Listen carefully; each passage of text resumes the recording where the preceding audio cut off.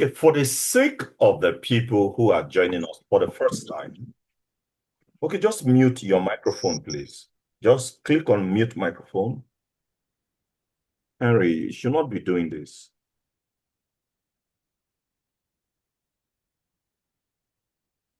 The Global Reformation Discourse, that is this meeting that you are a part of today, is actually not a church gathering. This is not a church meeting.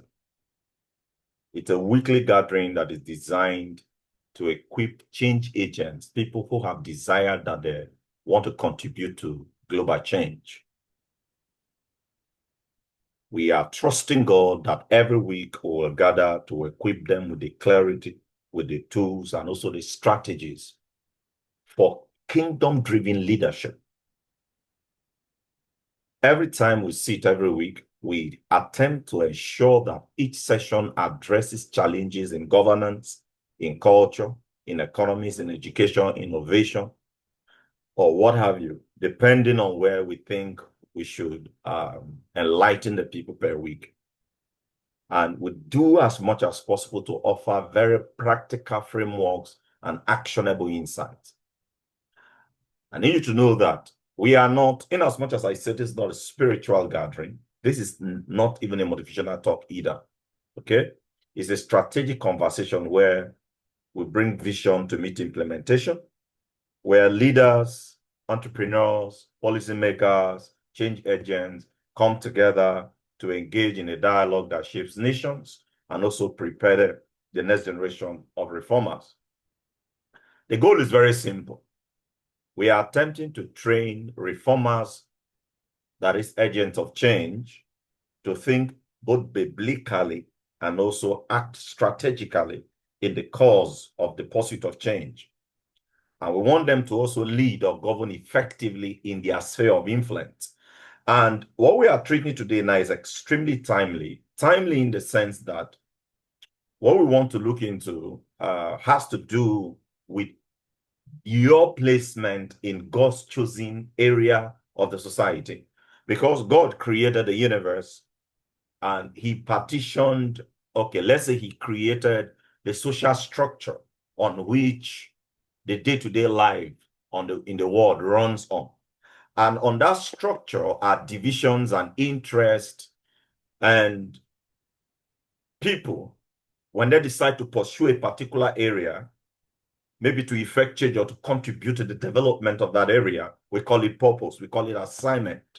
And we have a problem at the moment. And what is that problem? We have so many ignorant motivational speakers that are deployed to lead people to pursue their ambitions, to satisfy their own personal self-aggrandizement.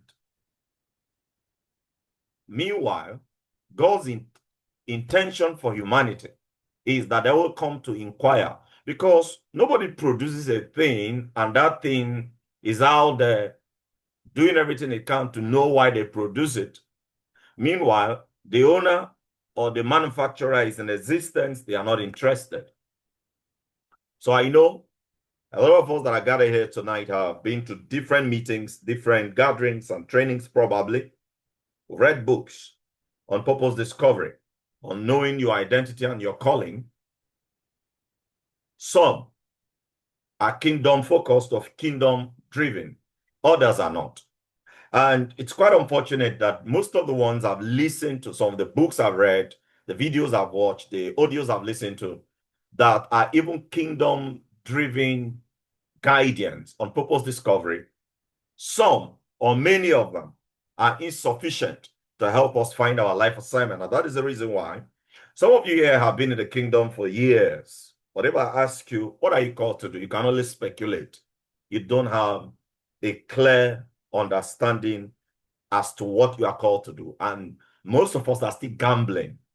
And it's as a result of that gambling, that is why sometimes God finds it difficult to even direct you on what to do. Because what you think God wants you to do versus what he wants you to do is always clashing. And so when he wants you to do a thing, even if he fixes it right in front of you, you feel they are misdirecting you, or God is misdirecting you, or somebody else is misdirecting you. And so I'm happy that you're here tonight. For those that have been part of my training for a long time, we have discussed purpose discovery, calling discovery, your identity in Christ. We have discussed it from different perspectives. If there are people here who has been here for at least 2 to 3 years, you have not found your life assignment, I won't say probably you are slow, because sometimes it takes time, because these are issues of discernment and it takes time. But we are going to approach it again from another perspective entirely, probably from another perspective we have not approached it from before, because just most recently I've taught several ways you can discover your life assignment. The chiefest of them being prayer, which is what you were taught in your church. You were taught, maybe probably where in every spiritual gathering you've been to before, where this topic was taught, they told you to pray. The problem is that you have prayed and you have prayed and you have prayed. You are finding it difficult to just know. You see, the mystery around purpose discovery is that God is so benevolent. God is so simple that he refused to hide your assignment where you need to oversearch to find it. He kept it very close to you. And that is the reason why when you go for counseling and you tell people, please tell me, what am I called to do, Pastor? Man of God, what am I called to do? Sir, please tell me, what am I called to do? How do I know? Nobody can tell you why. He kept it too close to you for another person to see it very fast. Unless where God deem it necessary that he can prophetically open your assignment up to someone else who he believes has the right to know, because it's a secret. But the most important person that God gives access to the knowledge of purpose and calling, is the person in question that is searching for it. And he fixed certain things around us. And in our previous classes, I have used different methods like prayer. All right. I've talked about your potential. I've talked about your potential. I've talked about different things you can use to actually discover your life assignment. And we have even discussed the unconventional method, like service. In the course of service, you can find your life assignment. If you find an assignment, serve it. In the course of serving it, you will find what God called you to do. Other ones that I introduced are divine providence, but those are big grammar. So can we leave all of that tonight? Let's approach it from maybe another perspective again. If you make up your mind that every Saturday in the evening, you'll be here, even if you're not attending all of my meetings, make up your mind. And by the way, I want to commend Lady Eloho. I know other people are here from the trainings, both previous and present one, but I'm watching your commitment. You are a very deliberate person. You are intentional, and I can see it. If you keep it up this way, God is going to help you. You are going to succeed very well, because I see that you are a very, very intentional person. Now, if you make up your mind that every Saturday evening by 7 p.m., you'll make up your mind, you will be here for just 1 hour, just give you 1 hour. It will not be long around here before you fully understand your life assignment. And every other thing that is required for you to fulfill that assignment is not going to be long before you identify it. And so I want to take you through another route to find what you are called to do. In the course of that, God is going to help us tonight to make it very simple. Let me show you. There are a few things. I don't just want you to discover it, because this class is going to be very practical. All right? And so the first thing as we are talking now is that I want you to pick up a writing material. Pick up a writing material, a pen and a jotter. You're going to write some things down. Tonight's class is no longer me preaching. As I'm talking, you'll be doing. Do you understand me? So pick up your writing material, a pen and a paper, because just like I'm showing you here the objectives, most of the things I'm going to ask you to do will involve you writing, because you not just listen. You write, then you go and then deliberate on them and think about them. By the time you answer those questions, you would have found your life assignment. So the objective of tonight's meeting is that we want to help you as an agent of change in training to identify where you are in your reformational journey, as an agent of change in training. And also want to help you to discover and articulate your kingdom purpose and assignment, which is what I've stressed on. I want to also help guide you into self-leadership and discipline and lifelong development. And I'll attempt to help you tonight connect you with the right equipping platforms, including external trainings, if need be. But if I'm not able to get here, because for me to get to the third bullet point, it's going to take me an hour plus. And so if I'm not able to reach there before 8:30, that will shut down. Then you have to subscribe to my mentorship program. Because not only will I help you find it, when I find it, because after purpose discovery is not execution, it's trainings. Immediately you find your life assignment, you begin to train for it. So the purpose is not, the execution is not the first thing when you discover it.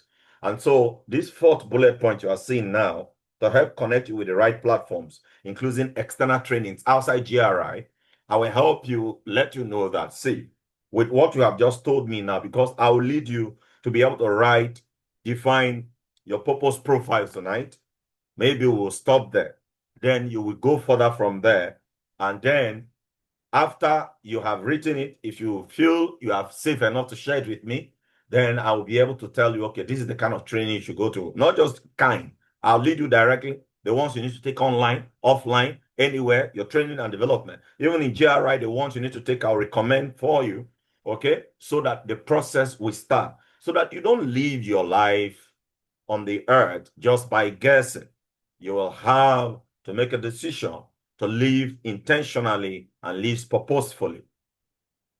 We'll also help you track your growth and guide your transition as you mature into responsibility.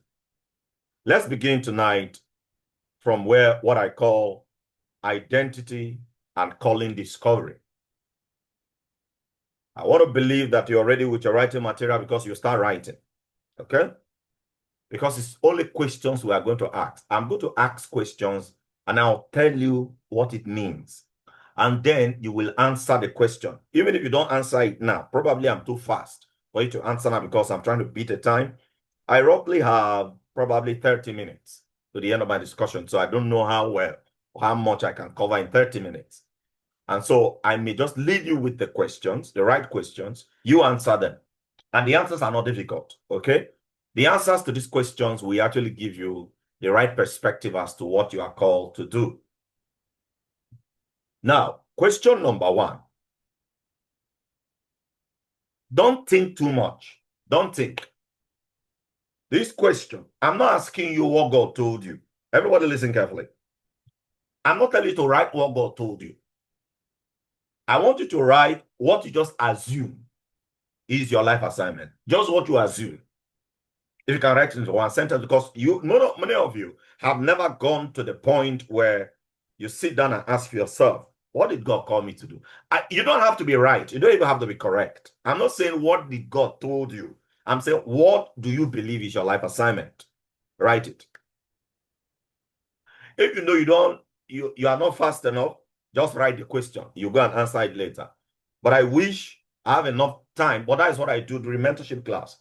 So that you can be writing as I'm talking. As I'm asking you, you answer me, you write the question out. What do you believe is your life assignment? You don't have to be correct. That is why it's a practical class.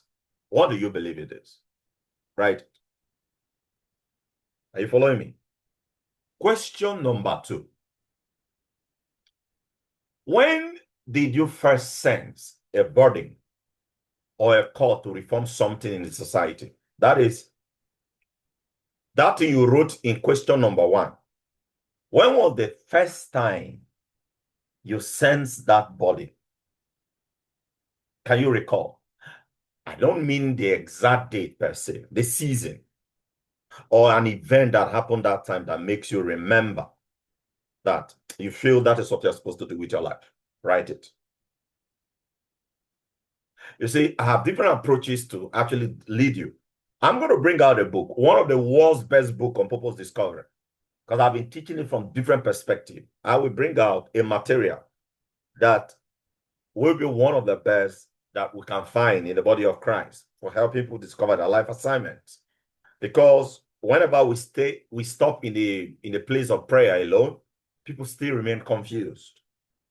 They pray, God has answered you since, because the Bible says he hides the eternity in your heart. He does not want you to go and look for what he wants you to find. Because finding your life assignment, it's in the advantage of heaven. It's in God's advantage. He doesn't want you to look for it throughout your lifetime. He hid it too close to you for you to look for it. So when did you first sense a burden or a call to reform something in the society? Have you written that? Just, if you can answer it, just be answering and be following me. If you can answer it, you are on a better advantage. Okay? But if you know you can't, write it, then go and sit down and answer the question. I want to help you find what God called you to do. Okay. Question number 3. What keeps you awake at night in a good way? In a good way, not bad one. Like not maybe an evil spirit is disturbing you in the night. That is not the one I'm talking about. Or probably you didn't eat during the day or in the night. Look at your ceiling. And then you see the rafters of your ceiling. There are one rafter is becoming 2. Then you try it. I don't know if any of you have been hungry before that ceiling begin to turn. No, most of you are Jebo, you will not understand. I wish there are village people here with me. They are the one that will understand. We that grew up in the village, we have those experiences where you lie down and the ceiling will be turning like this. It's not those ones I'm asking for. I'm talking about the troubles. It may not even be in your own life. Okay? Majorly might be in your environment, in the society, that keeps you awake at night. And somehow you just feel that if you have what it takes, you would have solved this problem. Write it. Most of the time, you have prayed for God to give you a clue to your life assignment. He has done it already. He has done it already. God, you ask God, Lord, what am I called to do? He has answered you since. The problem is you didn't have a clue how to pick answers from the realm of the spirit. That is what I want to show you. Are you hearing me now? So follow me carefully. What keeps you awake at night? That doesn't mean that you have been having sleepless night. I don't mean that if you've not been sleeping, might be sickness, so go to the hospital. Okay? When I said what keeps you awake at night, I mean there's something happening in your environment. Maybe not just today, sir. It's been happening. It might be when you are coming from work. It might be when you are going to work. It might be when you are going to school. It might be in your school. It might be in your office. It might be in the market where you have shop. It might be in your family home. Everywhere you turn, that problem will refuse to let you rest. It may not even be affecting you. Just that you have observed it, you just cannot sleep. You just know that this problem is troubling everybody, and nobody is doing anything about it.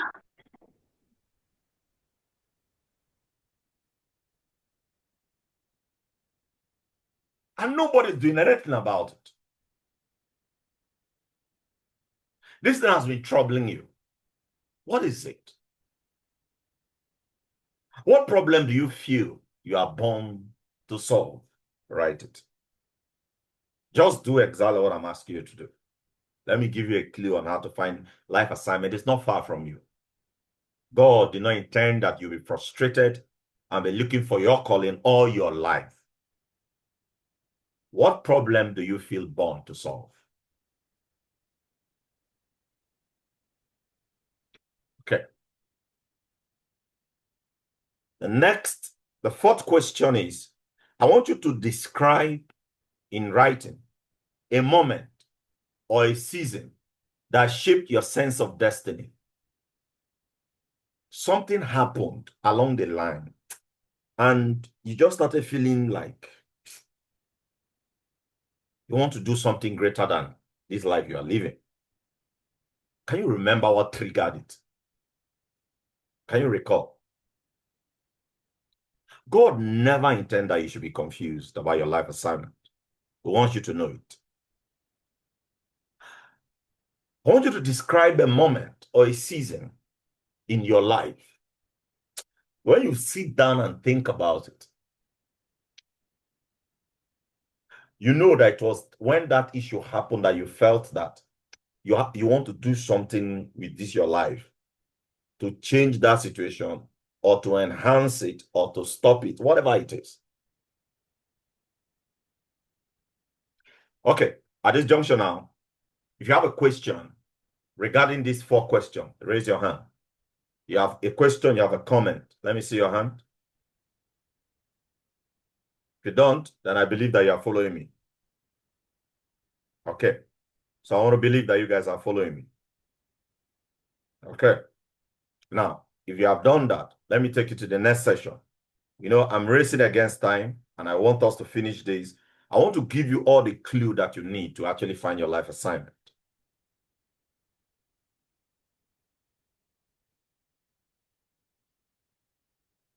That brings me to the social structure of the society. You see, the world that you live in is not one random, unorganized system that you feel the events around you are just some uncoordinated occurrences that no one has control over. In as much as the world looks like an accidental chaos, that is actually not how it is behind the scene. There are no accidents, there are no coincidences, there are no happenstance anywhere in the world. Every single thing you see in the world is divinely orchestrated, including you bumping into someone you never expected that you will meet, probably an old acquaintance or a new one. Was never an accident. There are no accidents anywhere in the world. Now, first thing first, I'm trying to help you understand that you too, your life, you are not an accident. Where you were born, like if you give me, if not because I had this understanding, I thought that me being born in the village was an accident. Being born to parents who that were not doing well, losing my dad when I was barely 2 years old was an accident. Then being born black was an accident. What I mean black, I don't mean being born as a white man. I mean having a dark skin. I would have loved to be fair. Anyway, no, not again, all right? That was before I discovered my life assignment. Now, there are no accidents. I got to discover that in the course of pursuit of understanding how to find destiny. The Lord taught me all of these things. There are no accidents. And so because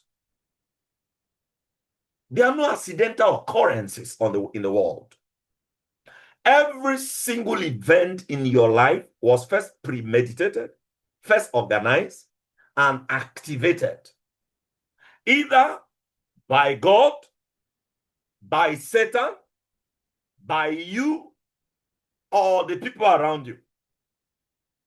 There is literally nothing that you see happening that happened by accident. That brings us to understanding the social structure of the world. Because to know where to play, you must first be able to zoom out. Huh? You need to be able to zoom out. I want you to be able to see the interconnected social structure of the world as one singular machine working coherently to deliver the interest of God or the interest of Satan. It looks random when you refuse to focus. Now, after you have zoomed out, you will realize that it's a large interconnected systems and events working to achieve the intents of God or the intents of Satan. Follow me carefully. Remember, you have answered, I've given you 4 questions already, but keep your fingers there. We have to going back there. Now, After you are zoomed out, now I want to help you to zoom in. You will zoom in until you can no longer zoom in again, because your personal role in that galactic, global, interconnected networks of events, your role is hidden just there, linking one event to another one, linking one age and one generation to another generation. Your role, meaning if you zoom out and you stay zoomed out, everything will look like it's uncontrolled events in the world. You'll be wondering how people are actually finding their own path, how people are finding their niche. But if you zoom in well enough, you'll now realize that there's nothing random happening. Everybody is following a path pre-designed for them. But those paths, the moment you are unable to zoom in well enough, because you have to zoom in to the point where you have to see the one that was designed for you to follow. Else, there are external forces that can compel you to begin to follow a path that was not designed originally for you. So I want to help you tonight to find that one that is designed for you. That even if you are off it already, by zooming in well enough, those questions I ask you to ponder on while I go on, right, are the questions that are going to drag you to zoom in well enough. You will zoom in until now you can no longer magnify it, the social structure, until your eyes are so close to it that you can no longer magnify it. And the only thing you keep seeing once you zoom in well enough, which is what I want to teach you, once you zoom in well enough, the only thing you can see is the path that is designed for you. You see, that zooming process is what I want to take you through tonight. Because when you zoom in and I zoom in and everybody here zooms in, see the funny part. None of us will see the same thing. You know why we are seeing the same thing? We zoomed out and we are seeing the structure from the chaos perspective. That is why you and I don't know if you guys understand what I'm trying to say. Have you seen where if you're on a hilltop and you look into the city at night, have you seen traffic? I don't know if you have been maybe on an overhead bridge or maybe in a tall building and you look to the road where there's a lot of traffic. Have you seen now that you cannot identify cars? All the cars are just there with light. They'll just be hooting and horn, everything, lights, brake light, headlamp, everything just mixed up together. Have you observed it? But carry a binoculars. You know what the binoculars is? That thing that they used to put on the face like this with this thing. Use the binoculars and zoom in. You will not be able to zoom in and pick a particular plate number. Then you will not be able to identify the color of a particular car, though there are many. So do you know why all of us are seeing the same thing? We are too far away from those networks. The closer you get, the more of us will see different things.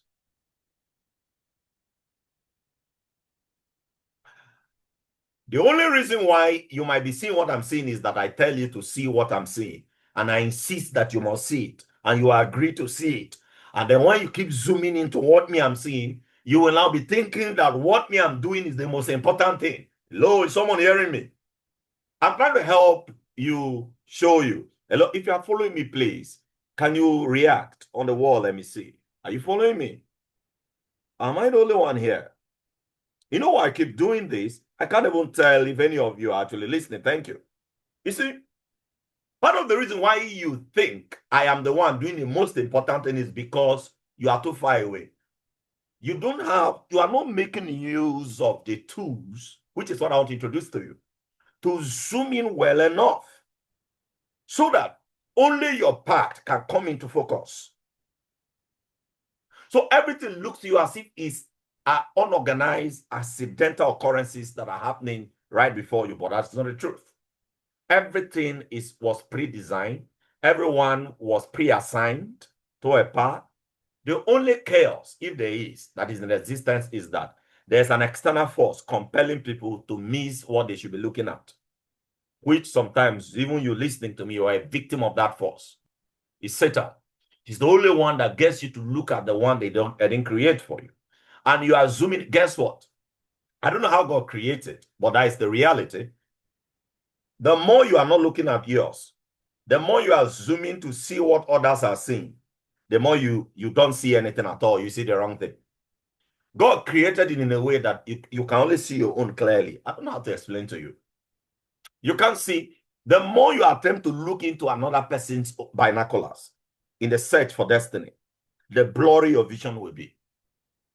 Nobody is created to look into another person's own like that. Unless God gives that privilege through prophetic insight, guess what? It's just a glimpse.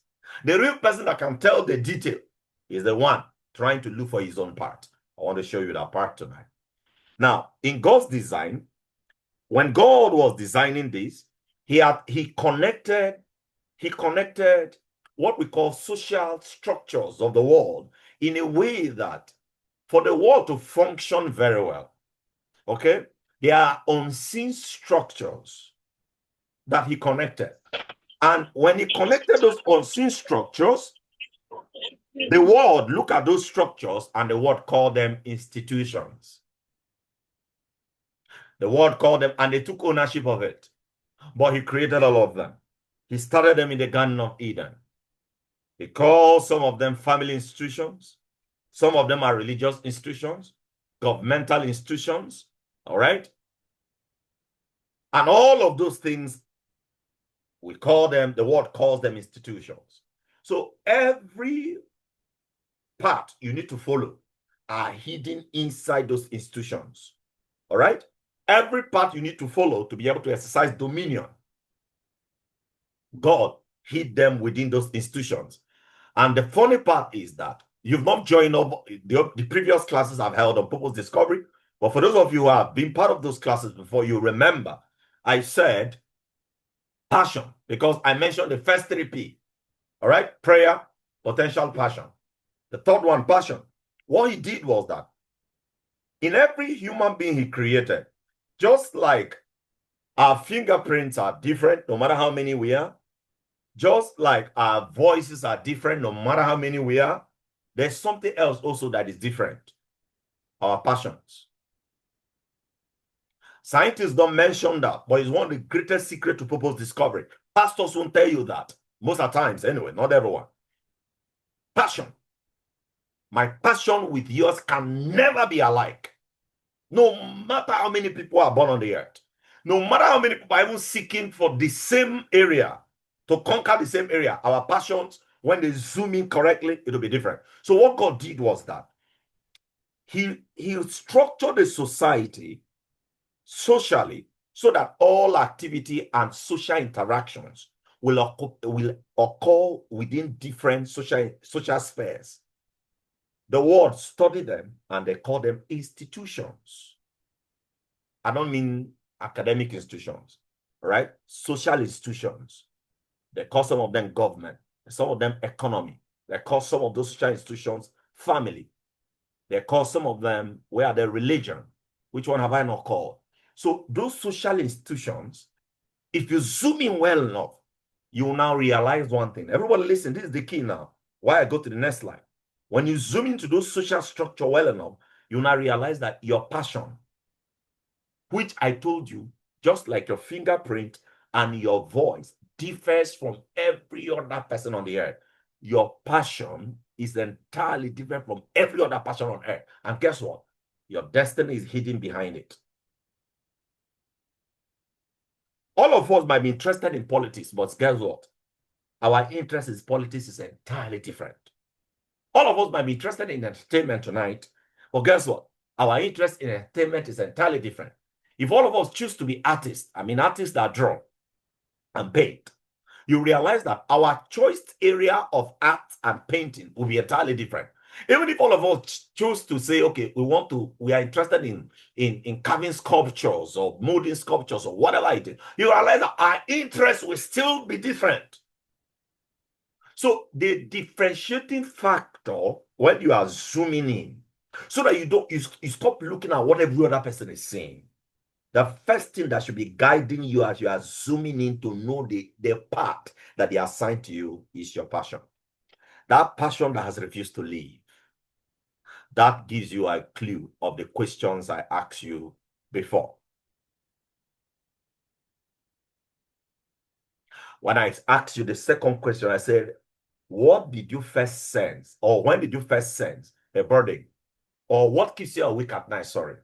What keeps you awake at night? That is the third question. I said, what keeps you awake at night in a good way? What problem do you feel born to solve? That you are so passionate about it to the point where you are crazy about it. Can I tell you, brothers and sisters, the way you are seeing that issue, nobody else is seeing it like that in the world. Hello? Is someone hearing what I'm saying to you tonight? The way the thing is pushing you, everybody that looks as if they are passionate about that matter, like you, nobody is seeing it the way you are seeing it. I want you to know it today. You are the only one seeing it the way you are seeing it. God never intended that he will hide your destiny away from you. So through your passion, you can zoom in well enough. And your passion is the guide. Is that guide that helps you navigate towards where your assignment is. Because God created all of us with different fingerprints, different voices, and different passions. Your fingerprint is to use to identify you. Your voice is to use to identify you. Your passion is to be used to identify the location of your purpose. Passion is the pointer. That thing that points to where your assignment is your passion. And so let me show you those social structures. Some of them are called government. If you are looking at, look at your screen, please. Government. Some of those social structures are economy. Some of those social structures are media. Some of those social structures are education. Some are family, religion, arts, and entertainment. Everybody follow me. Follow me. You might say, I'm not called to any of these. No, you are. You are. Don't worry. Just follow me. We'll zoom in further. I'm going to pick one and zoom in again. Is someone following me? Every single human being here, you are called to one of these. But looking at government is like you are still standing far. We're going to zoom in on government again. By the time we go in, you now realize that government is also broken into different things as well. And then guess what? When we land and we zoom in on government, you realize that government is broken into pieces again. Guess what? That is where all of us now will start parting way. All of us that came into government will start parting way. We'll start going towards a particular one. Now, when we go into that one and zoom in again, you now realize that they are also interlinking passions that link those different tributaries, different subsectors of governance. There are still ones that even connect them. So some people assignment is not even interested in all those different subsectors of governance. This is the one that link them. I will show you. Are you following me tonight? So you want to find your life assignment while you are praying, but looking into the passion that is refusing to die, the passion that is refusing to quench. Your assignment is in that direction. That passion that is refusing to go away. You have done everything, but it's not going. The more you pray, the more you are passionate about it. God never wanted you to look for your life assignment. He hid it inside you. And that's why you are the only one that can tell us. Not a pastor, not a prophet. A prophet can only be given a glimpse into just one tiny aspect. I'm telling you. You see, when I say these things, people feel that, no, if you meet a man, no. Even sometimes, let me tell you, I prophesy. I hear from the Lord. But I'm telling you that God can only give you a glimpse of someone's destiny. He can never give you the entirety. You know why? See, the indicator, what pushes the people to choose a different lifestyle, it's in their passion. Now, by the way, let me correct this so that you don't focus on the wrong thing. Can I tell you this, brothers and sisters? In attempting to discover your assignment by allowing your passion to guide you, listen to this. They are unhealthy passions that we picked growing up. I don't want to delve into that now. That is the special training, if I'm mentoring you, to help destroy unhealthy passions. Some of them, you pick them from movies. You pick some of them from movies. some of them from associations. That is not the one I'm talking about.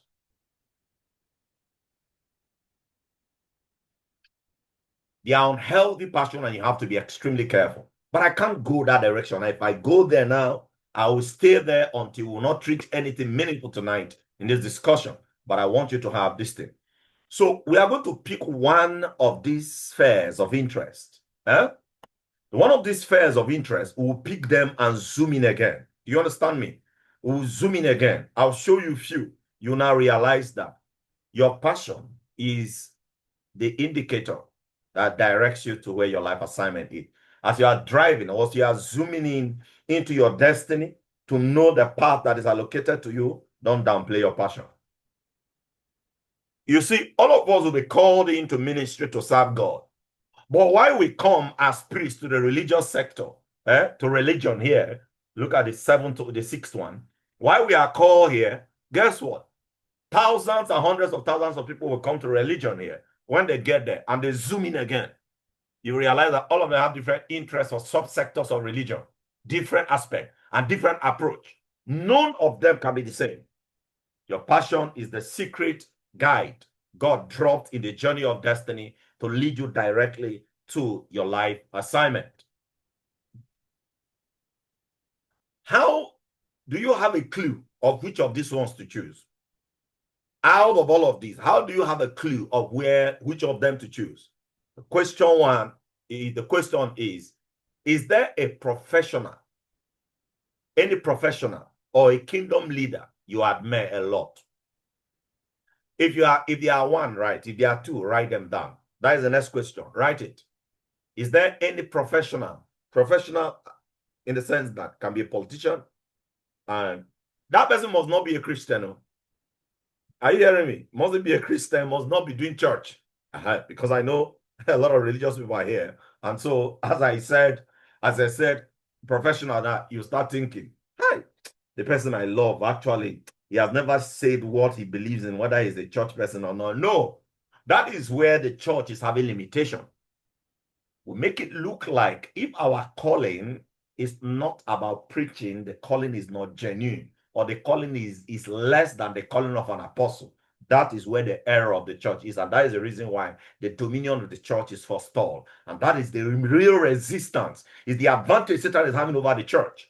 Because the people who are supposed to go into governance, into entertainment, the ones that are supposed to go into economy, the ones that are supposed to go into research of all kinds, astronomy, and what have you, the church is discouraging them. That the higher calling is apostolic, higher calling is pastoral, higher calling is evangelistic, higher calling is prophetic. If it is not there, not higher calling. Not higher calling. People forgot that there's one guy called Daniel that is supposedly supposed to have a higher calling, but he was in governance. He was consulting for government. All his prophetic gift was not to prophesy to church members. Sometimes we don't read the Bible complete. So they are prophets in government. They are prophets in economy. They are no lesser calling anywhere in the world. Wrong teaching is what is making the church shy away from places that should go and conquer and exercise dominion on behalf of the kingdom. And so because of that, our influence is shrinking on a daily basis. We are just influential amongst us. The world can feel our impact because they kept Daniel out of Babylon, out of the king's palace. We are the one encouraging him not to go in there. He should come and open church and prophesy to us and tell us what is going to happen tomorrow and reveal to us all the witchcraft of our father's house. So he cannot influence the king. Because we told him the only pathway to prophetic is to build a church.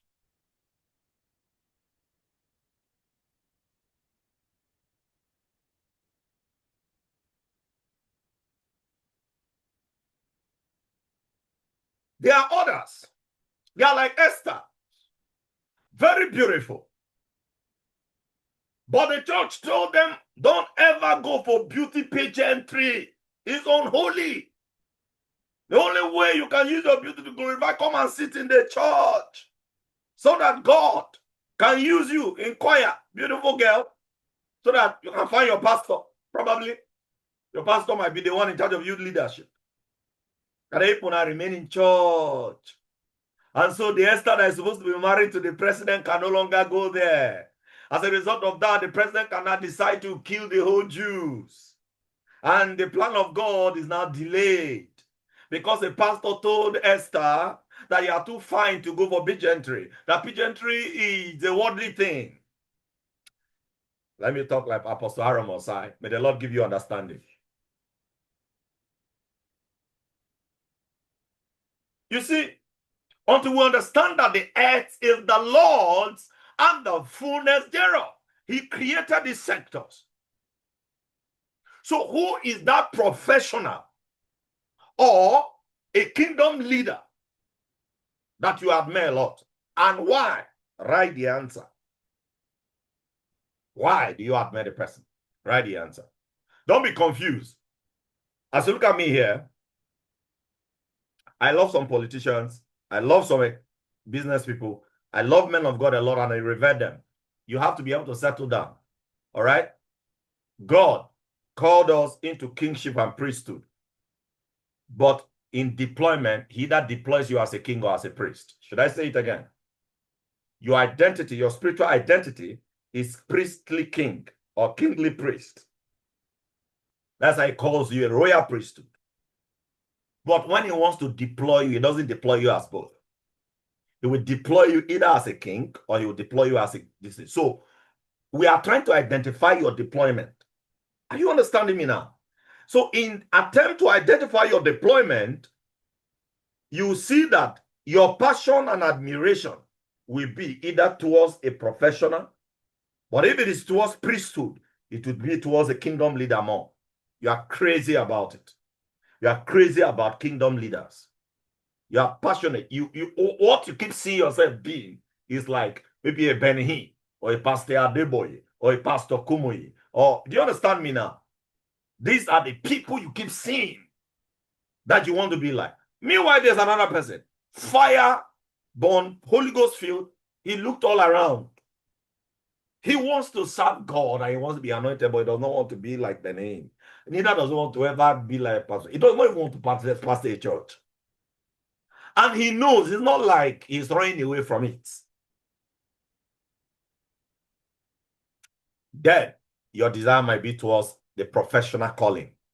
They are the same, and none of them have better reward. It's the church that makes you think so. The wrong teacher. None of them even have is a higher calling. They are apostles in government house.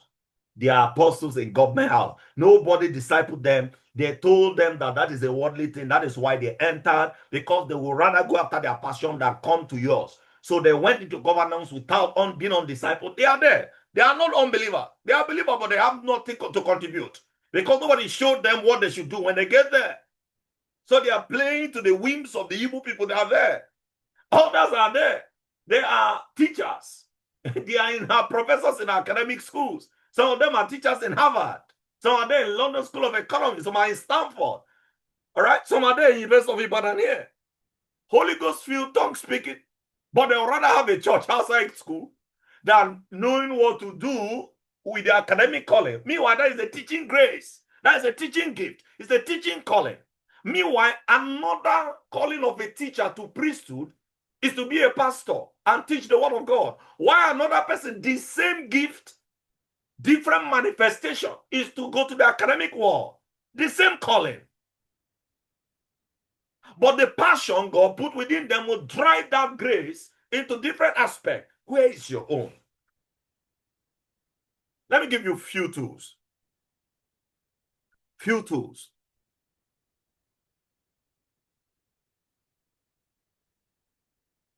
You are going to, I want you to sit down. I want you to write this down. You are going to write, go to your childhood from the day you were born till now. I want you to begin to trace from childhood till now major events that happen in your life. I don't want you to think about them. Whether it was hospital, you found yourself, or whether it was exam you passed, an award, a failure, marriage, all the major events in your life, I want you to list them from childhood till now, as much as you can remember. I know some of you will not do this because I know some of you are like horses. They drag you to river, you know, go ever drink water, no matter how they beg you. Some of you, all I'm telling you will not do nothing. Once you are done listening, now you are gone. Then tomorrow you are just say, sir, how can I know my life assignment? What they told you now? You think everybody discover it just by sitting down? You really want it, you go for it. You have to work for it until you find it. All right? That is the work I'm giving you. Go and map out all the major events of your life that has ever happened in your life. Write it down. Nobody becomes wise without reflection. You can never be a wise person without reflection. Because when you think much about the things that's happened in your past, you'll be able to find a connection between those things and your life assignment. Write them down. Another exercise.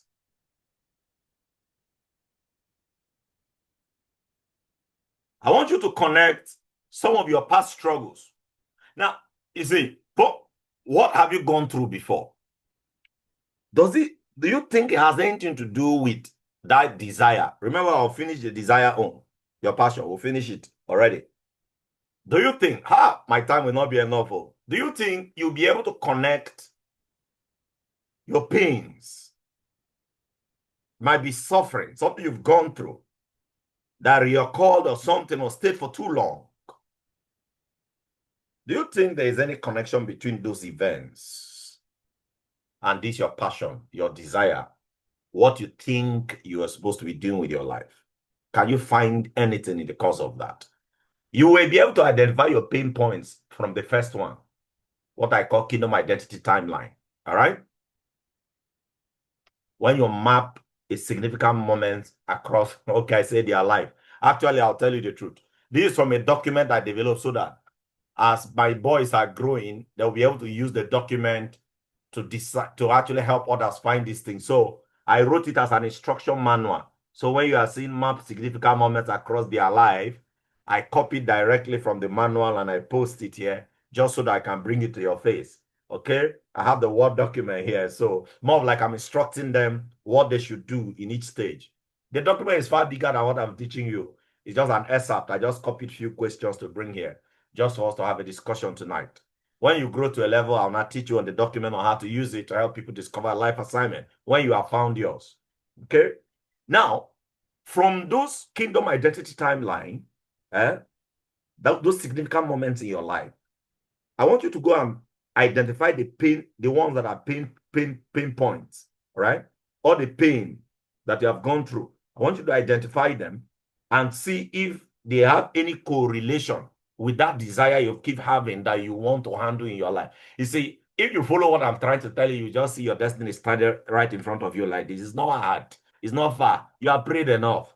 He has answered you. It takes reflection for you to see sometimes the connection.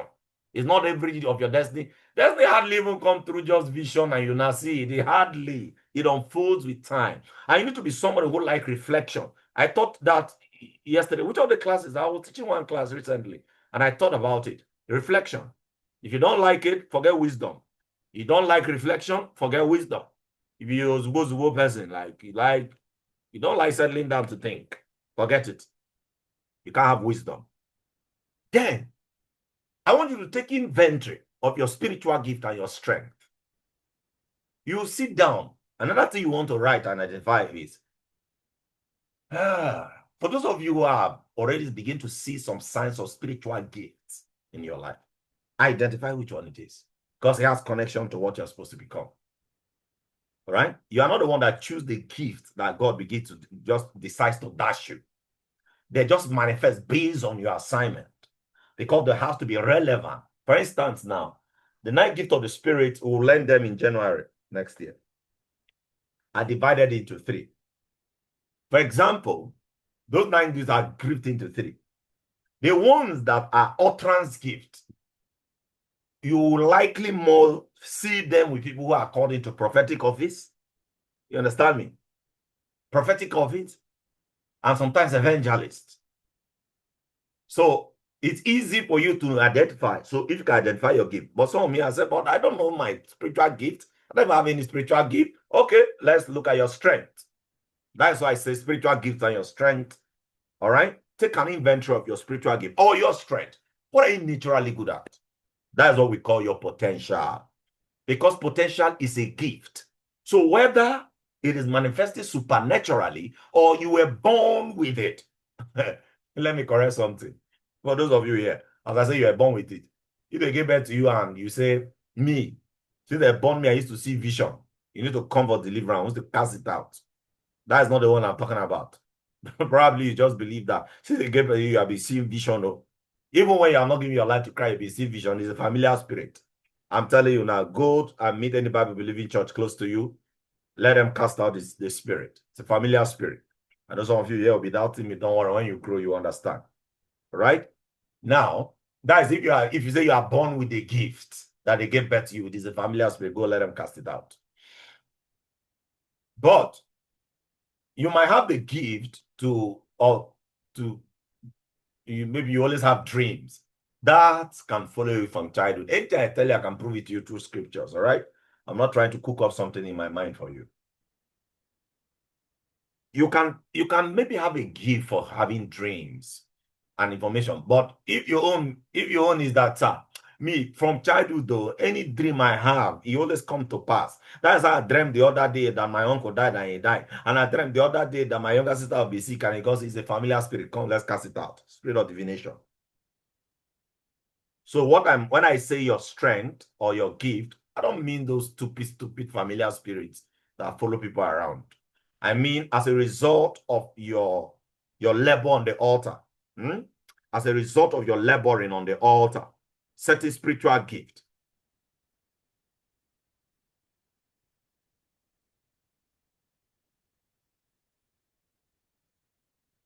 The question is deep. Please, I'm seeing your question a lot. Hold on. I saw your question. Just hold on.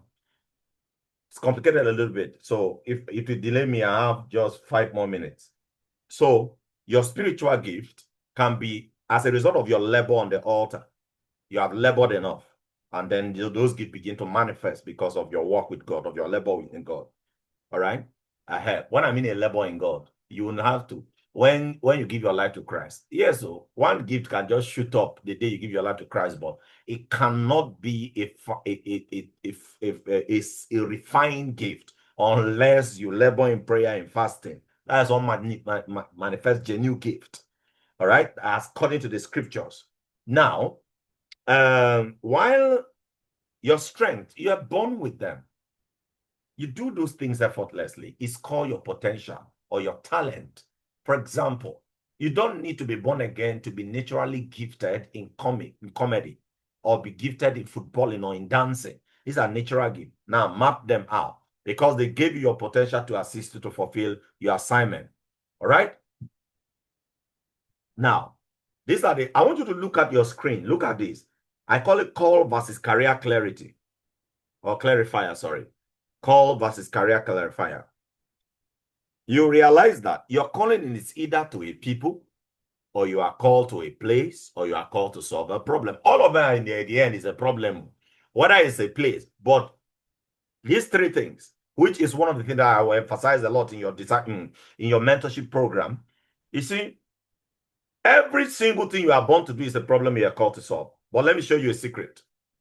When you are praying, or you are in the process of trying to discover your destiny, sometimes you will see people first. Sometimes you will see a place first that you are sent to do, to whatever, or sometimes you see a problem first. Any of it is where you are called to solve. What I mean is, you might be feeling burdened to call that you are called to a people, all right?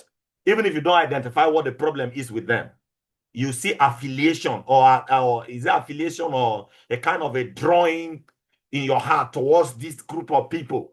I'm showing you how to help define your calling very fast. You are burdened for a group of people, or in a certain location, or you are burdened for a particular place. Just like John Knox said, give me Scotland or I die. So you are called to a place, or It's a problem you keep seeing. Is someone hearing me? So that you don't keep praying and all you are looking out for is just problem, and you can't find any problem. It might be a burden for a people, the problem is hidden behind them. It might be a burden to a place, the problem is hidden behind that place. It might be a problem you see. Immediately you look. Any of these, look carefully, please.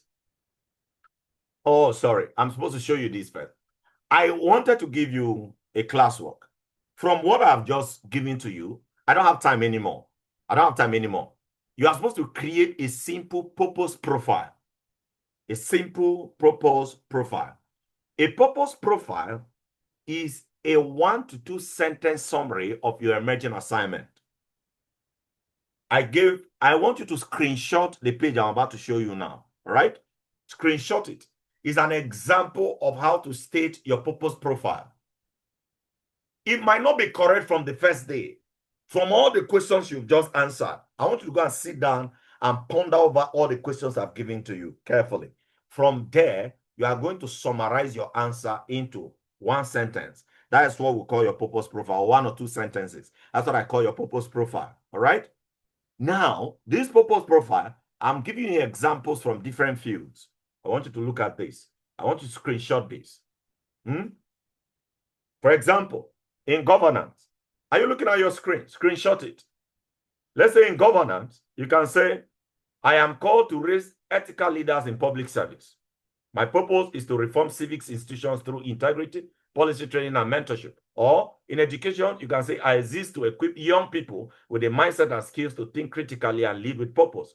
My assignment is to reform educational system from information-driven to transformation-driven. Or you can say in economics, where you say, my calling is to build sustainable businesses that model kingdom values and empower others through employment and innovation. Or in media, you can say, I am sent to restore truth in media, my creative platform that shape culture with accuracy, with wisdom and spiritual discernment. Or in family sphere, you can say, I am called to strengthen families through counseling, through advocacy and teaching emotional maturity in the home.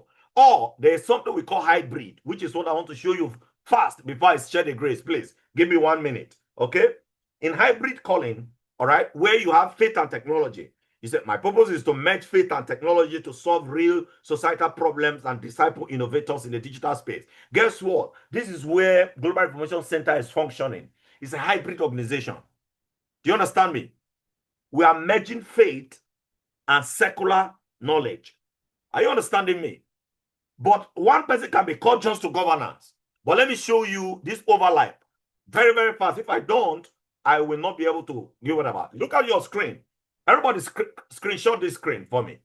This is your classification chart. Okay? Screenshot it very fast because I'm ending now. Screenshot this chart. This is what I call your classification chart. You are called to one of these. You are either in governance, you are either called to governance. I don't know if you can see my cursor. Yes, you can see it. Now, you are called to governance, all right? The core profession in governance is politicians, all right? Civil servants, diplomats, police, military, judiciary. But guess what? They are hybrid or overlapping roles. That is where Global Information Center, or the movement, was founded. There's always, in every industry, there's an overlapping role or a hybrid calling. That's why I said, when we zoom into governance, you might be called into politics. You might be called into civil, as a civil servant, or as a diplomat, or as a police, or military, or judiciary. All of them are in the sphere of governance. Well, your passion is in one of them. Then when you come to hybrid, everybody follow me, please. Don't read all of them. Just look. Follow me, please. We are still in governance. We are going towards the right. Under hybrid and overlapping roles, if you become a military chaplain, a chaplain is a religious man called into governance, specifically into the military, to help bring the kingdom of God to the military. Are you hearing me now? Is someone following me? But though you are a chaplain, but you function in a hybrid or an overlapping sector within government, though you are called. So you see now why it is an error for a man of God in military. He's called. He resigned and went and opened a church. Is someone hearing me? Meanwhile, there's an assignment there. God is calling you to either be a chaplain in police, be a chaplain in the military, or in judiciary, or in politics, or as a civil servant. Do you understand me? These are ministries. There's another hybrid assignment as legal educators. Their sector is in education, all right?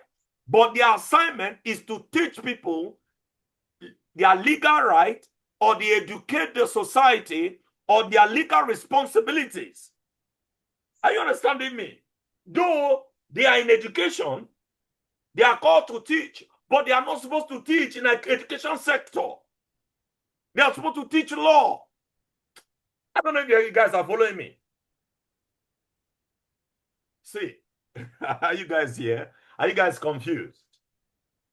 Hello? Okay, I'm going to end this now. This is what I'm going to do. Okay, Ibukun, is it Ibukun I saw just now? Who raised someone raised his hand? Okay, this is what I'm going to do. I believe all of us are on the wall. All of us are on the wall. Can I carry this over to next week, please? My time is up. Supposed to end by 8:30. I still have things to teach you. I still have many slides. But let's carry it to next week, please. We have to stick to time. Okay? We'll carry it to next week. So that is the reason why you should come back. So let's do part 2 of this thing. Let me teach you this very, very well. Because if you see to your right hand here, you see NGO and social impact. If you see to your right hand side, that you will see NGO and social impact. So you realize that now each sphere has a non-governmental arm of that sphere. For example, if you are starting a non-governmental organization on anti-corruption, you are actually functioning in the governance sphere, but it's the social impact arm of that sphere. If you are called into justice reforms or civic advocacy or voter education initiative is what you are forming as an NGO, so don't worry, I will if I don't treat it, then sign up for our mentorship program. I will help you find where you are called. You are called to do something. And that thing is not, it's not less serious than the office of an apostle. You are a man on an assignment called to any of these sectors. All profession is found within those places. God bless you, and God bless you real good. I want to believe that we've been helped. I want to believe that we've been helped this